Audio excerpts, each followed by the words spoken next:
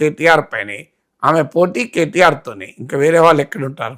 ఈ టోటల్ ఎపిసోడ్లో కేసీఆర్ని ఎక్కడ కవిత టార్గెట్ చేయడం లేదు, కేటీఆర్ పేరు ప్రస్తావించకపోయినా కేటీఆర్ని మాత్రమే టార్గెట్ చేస్తూ ఉన్నారు. చాలా క్లియర్గా అర్థమవుతోంది. కేసీఆర్ని గతంలో దేవుడు అని కామెంట్ చేశారు, చుట్టూ దయ్యాలు ఉన్నాయి కానీ కేసీఆర్ చాలా మంచివారు, దేవుడు అన్నట్టుండే మాట్లాడారు. కేసీఆర్ గురించి కవిత మాట్లాడకపోవడం, నెగిటివ్గా మాట్లాడకపోవడం, టార్గెట్ చేయకపోవడం ఎందుకు సార్? ఇప్పుడు కేసీఆర్ దేవుడైతే చుట్టూ దయ్యాలు ఉండవు కదా. ఇప్పుడు మనకి ఏ దేవుని చుట్టూ దయ్యాలు కనబడవు కదా. దైవం వస్తే దయ్యాలు పారిపోతాయి కదా. మీకు దైవం వస్తే దయ్యాలు పారిపోతాయి ఎక్కడా కూడా. అందులో దైవము దయ్యము పరస్పర విరుద్ధమైన అంశాలు కదా. అంటే ఒక రకంగా చుట్టూ దయ్యాలు పెట్టుకున్నాడు, చుట్టూ కొవ్వొట్లు పెట్టుకున్నాడు, తాను సెలెక్టివ్గానే కలుస్తాడు. ఇప్పుడు బీజేపీలో బీఆర్ఎస్ తీసుకెళ్ళి కలుపుతున్నారు అని అన్నది. కేసీఆర్ నిర్ణయం లేకుండా ఎవరైనా కలపగలరా? అవునన్నా కాదన్నా ఇప్పుడు బీఆర్ఎస్లో ప్రతి నిర్ణయము కేసీఆర్ నిర్ణయమే. అది కేటీఆర్ సలహా పైన తీసుకున్నాడా, ఇంకోటి సలహా పైన తీసుకున్నాడా తర్వాత సంగతి. సో ఈవెన్ కవిత వ్యవహార సరళి విషయం, కవిత పట్ల వ్యవహరించే తీరు కూడా కేసీఆర్ అనుమతి లేకుండా ఏది జరగదు. సో నిజంగానే కేటీఆర్ఏ కావాలనుకుంటే ఇప్పటికీ కవిత ఇన్ని విమర్శలు కేటీఆర్ పైన చేస్తుంటే ఆమె పైన పార్టీ బీఆర్ఎస్ నాయకులు మొత్తం విరుచుకుపడాలి కదా. ఎందుకంటే భవిష్యత్ నాయకుడు కూడా కేటీఆర్ అన్నప్పుడు ఆయన పట్ల లాయల్టీ చూపడానికి పోటీ పడాలి కదా. కానీ మీకు ఎవరు కూడా ఆ రకమైన బిహేవియర్ లేదు, ఎందుకంటే కేసీఆర్ ఆదేశాల వల్ల.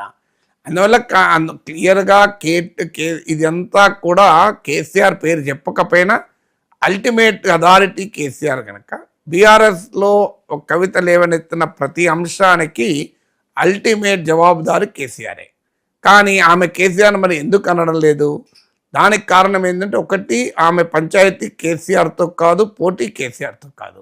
పోటీ ఎక్కడొచ్చింది? కేసీఆర్ రాజకీయ వారసత్వం ఎవరికి అన్న దగ్గర పంచాయతీ.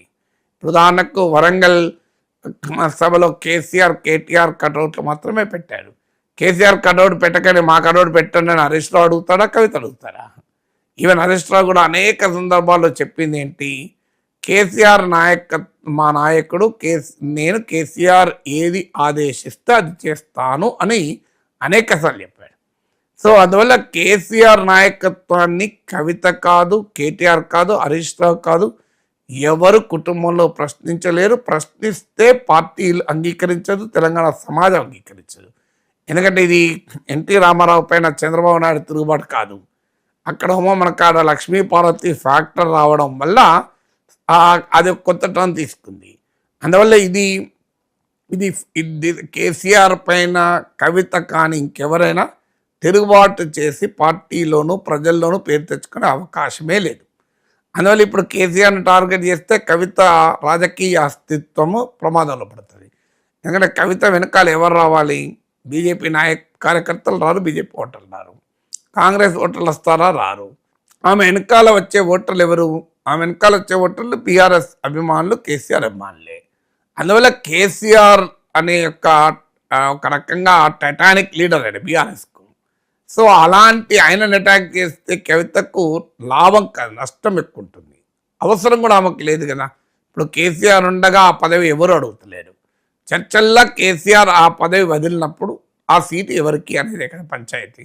సో ఆ పదవి వదిలినప్పుడు ఆ సీటు కొరకు పోటీ పడేది కేటీఆర్తో పోటీ పడేది కవిత.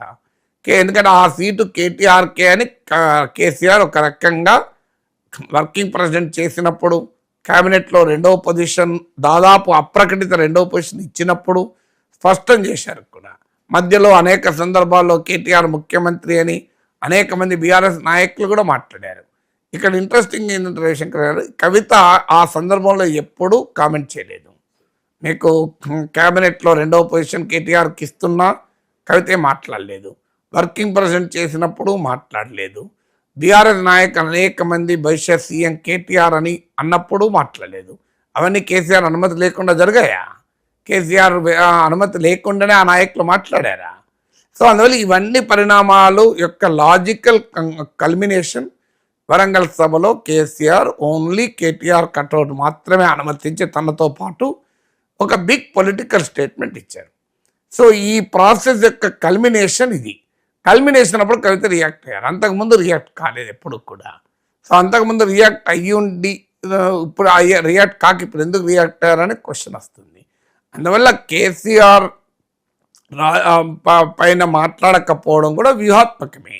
ఎందుకంటే తన పంచాయతీ కేటీఆర్తో, తన పంచాయతీ తండ్రి వారసత్వంలో కొడుకే కాదు కూతురుకు కూడా వాటా ఉంటుందని ఇవాళ చిట్చాట్లో కూడా ఆమె మాట్లాడిన దాంట్లో క్లియర్గా ఆడబిడ్డపై పడతారా అంటూ ఆడపడుచు సెంటిమెంట్ను కూడా పండించారు కవిత. సో అందువల్ల ఆమె కేసీఆర్ని పైన వ్యూహాత్మకంగా కూడా కేసీఆర్ని ఏమీ అనే అవకాశం లేదు. కానీ ఖచ్చితంగా ఆమె కోపం కేటీఆర్ పైన ఉండదు, కేసీఆర్ పై కూడా ఉంటుంది. ఎందుకంటే కేటీఆర్ తనంతట తానే నాయకుడిగా ప్రకటించుకోలేదు కదా. సో ఒకవేళ కేటీఆర్ కోరిక ఉందనుకోండి, మీరు వరంగల్ సభలో నా కటౌట్ నాన్న కటౌట్తో పాటు నాదే పెట్టండి, మా చెల్లెది పెట్టకండి, మా బావది పెట్టకండి, హరీష్ రావుది మా అని అంటే మా మేనబావని పెట్టకండి అంటే అంటే అవుతుందా? కేసీఆర్ ఆదేశాల మీద కదా ఏదైనా జరిగేది. అందువల్ల కేటీఆర్తో పోటీ ఉన్న ఆ నిర్ణయాలన్నీ తీసుకునేది కేసీఆర్. అందువల్ల ఆ పంచాయతీ కేసీఆర్ తండ్రితోనే. కానీ తండ్రితో పంచాయతీ